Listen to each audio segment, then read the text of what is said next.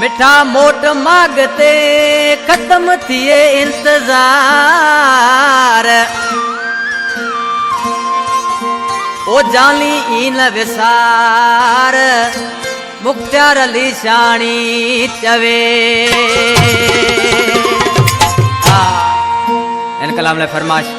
कराची का अब्दुल कयूम नोड़ियो मोहम्मद परदेसी नोड़ियो इंडिया का दादा बा मंदरो दादा बा सुमरो शाह फैसल नोड़ियो मिसरी नोड़ियो गुठ लुणियो का शायर मोहम्मद हुसैन नोड़ियो या दोस्त हैं ए नथो लई तू दिल ता जाड़ियो सावा सदमल अची दिसे तू प्यारा चजो चाहे दुखन अची दिसे तू प्यारा चजो चाहे दुखन नथो लई तू दिल ता जाड़ियो सावा सदमल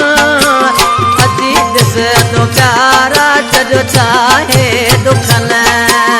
अची दिसे तू प्यारा चजो चाहे दुखन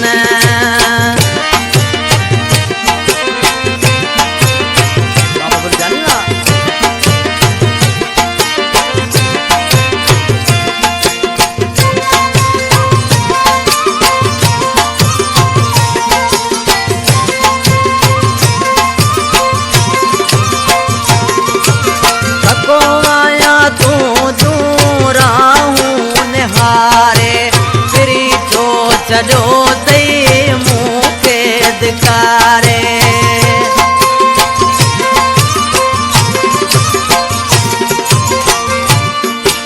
थको आया तू दूरा हूँ निहारे तेरी जो चजो तई मुखे दिकारे काला वनी तो कर दो मुका माणू था पुछन काला वनी तो घर दो मानू मुका था पुछन अजी जिस तो प्यारा चजो चाहे दुखन अजी जिस तो जानी चजो चाहे दुखन औसत मुख्तार बाजेरा जानी वा बबलू जानी वा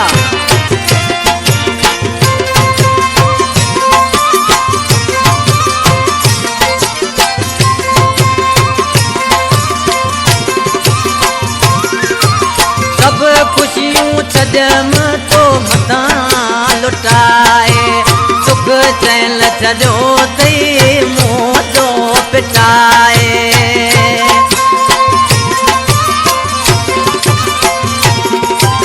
सब खुशियों छजम तो मता लुटाए सुख चैन छजो तई मोजो पिटाए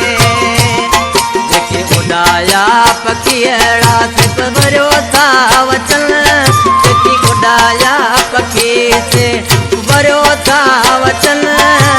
अजी दिस तो प्यारा चजो चाहे दुखन अजी दिस तो जानी चजो चाहे दुखन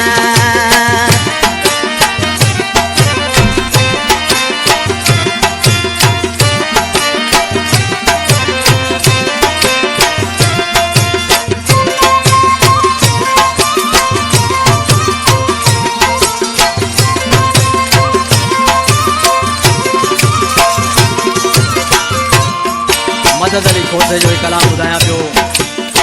इंशाल्लाह सभिनी दोस्तनि खे पसंदि ईंदो आदम कुंवर जो दोस्त आहे चए थो ही खोसो मदद अली जो मजबूर आए सजो सेठाट शहर थियो सूर आए